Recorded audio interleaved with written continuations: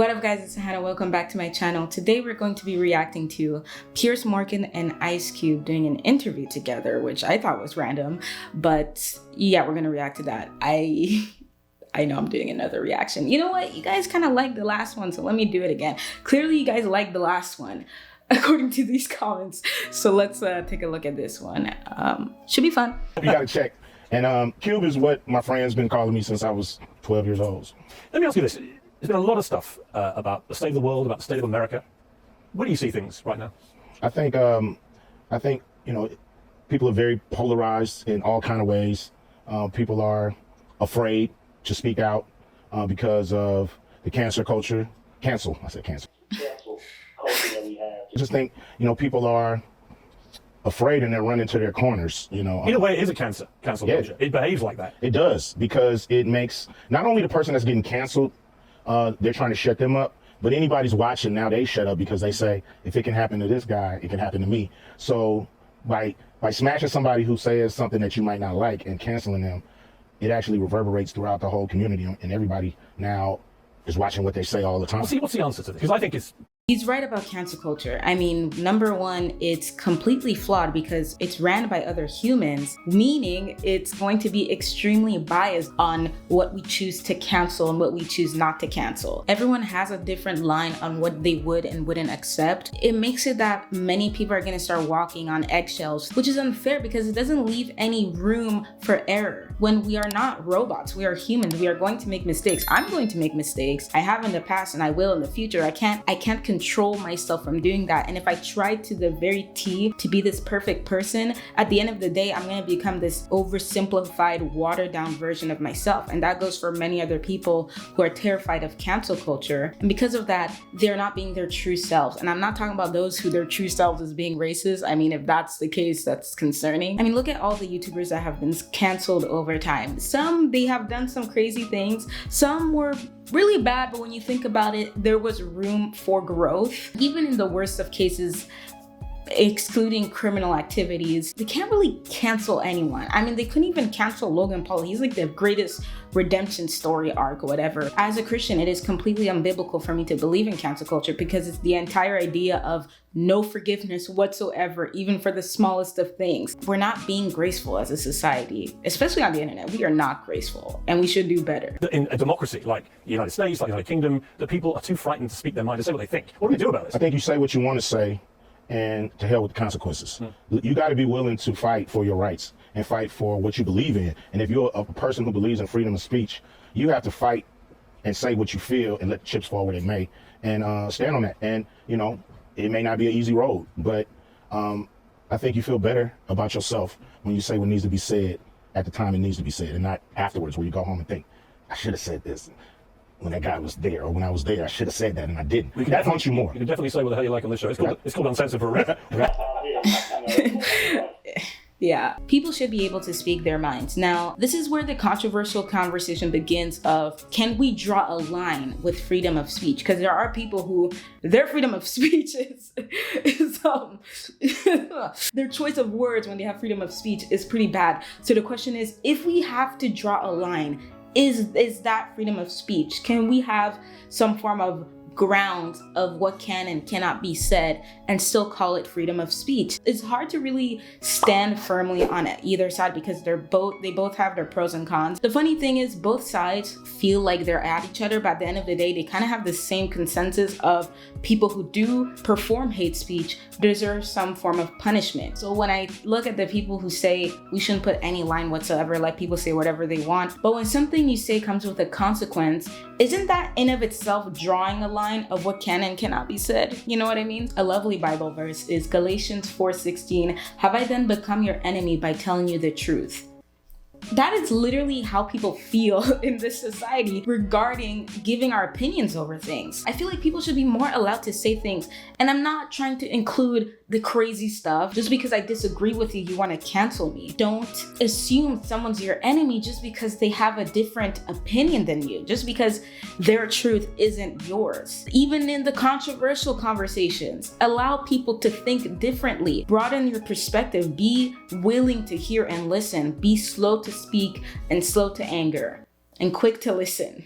Is America more racist or less racist than when you were a kid? I think it's pretty much the same because it's institutionalized, and the institution takes on different faces, so to speak. But I don't know if racism in the financial sector has gotten any better. We still have a hard time getting capital when we need it. We still have a hard time having that access to those currency streams that's out there, and so it affects us in the same way. In 1865, Black people own maybe 1 or 2% of America, and I believe we're still in that same place. Is that right? Yeah, it's barely changed. Barely changed. I understand exactly what he meant about institutionalized racism has always been there and remains there. It just takes on different faces. Then it went into segregation and the Jim Crow laws. Then we have war on drugs. Then the crime thing. It just went on and on and on. I do think there are different faces institutionalized racism takes on. Even though things are improving, we are still dealing with some setbacks. And right now it's around mass incarceration and police brutality. If you look in, for example, Canada, we are being discriminated heavily against in healthcare. We are being discriminated heavily against in jobs, in trying to get job opportunities. It's a whole thing. In some ways it's gotten worse, but it's gotten worse. I think the Coroner Commission did something in 1968 about the poverty in America and how it affects all the people, and we're worse than we were in 1968. The results suggested that one main cause of urban violence was white racism, and suggested that white America bore much of the responsibility for Black rioting rebellion. Of course it did. That's what they were rioting in the first place. It's like saying, I think the civil rights movement is because of racism, guys. I'm just and it still is today. Like people get upset over Black people rioting, but let's be real. We didn't call the Capitol riots thugs. Do I condone what they did? No. But do I understand that they were frustrated over something that felt very personal to them, to the point that made them act in a passionate but violently passionate way? Yes, I understand that. Just how I can understand why Black people can riot when there is police brutality going on, like it's happening in France. I understand why North Africans are rioting a lot in France over what happened with Nahel Merzouk. I understand. Do I condone it? No, but I understand. I understand that is a consequence that comes with a frustrating group of people who are fighting for something that is not being given to them. Black people should be offered more opportunities, be able to get more jobs, and we have been working towards that, but it is true that the growth isn't as fast as it should be, ideally. Wow. Let's talk about the music industry. Huge amount of attention being given to artificial intelligence now. Yeah. Clearly it has awesome power, not least to... Dude, that is so creepy, by the way. Like, we can just cancel people. Let's just get Obama saying the craziest things with the most realistic face swap. I mean, shoot, Joan is awful might become realistic one day. We might have a multiverse of AIs just saying the craziest things, and we gotta watch our AI do all of that, and we can't do nothing about it because we signed the terms of conditions that apparently said that Netflix can do that or something like that.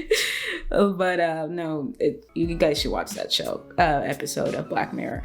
I think it's terrible. I think it's gonna make people lazier, less creative.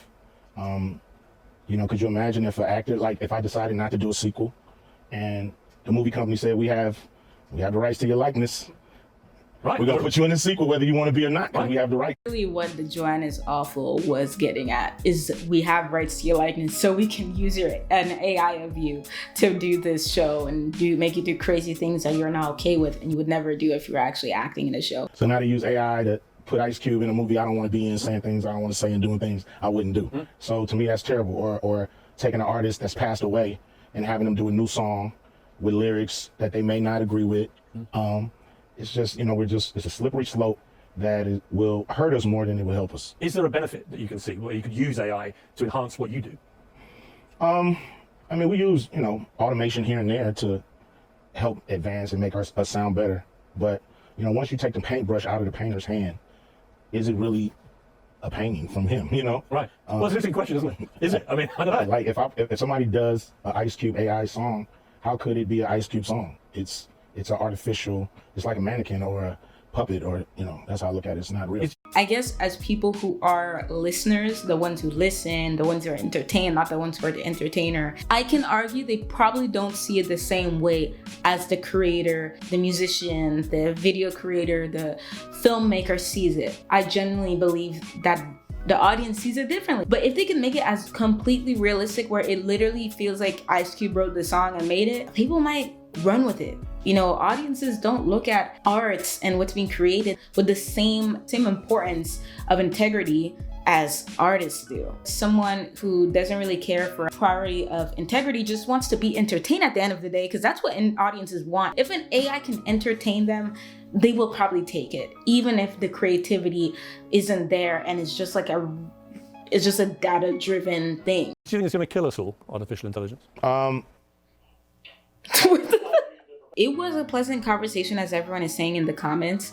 I think, just kind of skipping through, touching on a little bit of topics. I thought you were going to talk more on the whole social issues, but I guess this was more of normally like debating, things like that. So I thought there was going to be a little bit of debating here, but no, it's more of a conversation, wanting to see what things he, has opinions on and such. But yeah, if you guys like the reaction, let me know. Obviously, I don't want to be a Hannah reacts to Piers Morgan channel. But if you want me to react to more things that you think would be interesting, let me know in the comments. Don't forget to follow me on Instagram and TikTok. Don't forget to follow me on Threads. If you want more content like this, let me know. Let me know what kind of content you guys like from me, because I want to know what to give to you guys that you guys will enjoy. But anyways, don't forget to hit the like button and subscribe. And African Mama, slap the notification bell. That was a weak slap. African Mama, slap the notification bell.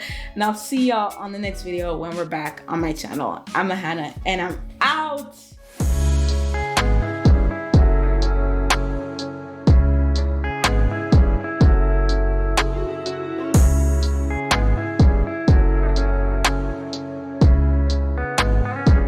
Yeah. Bye.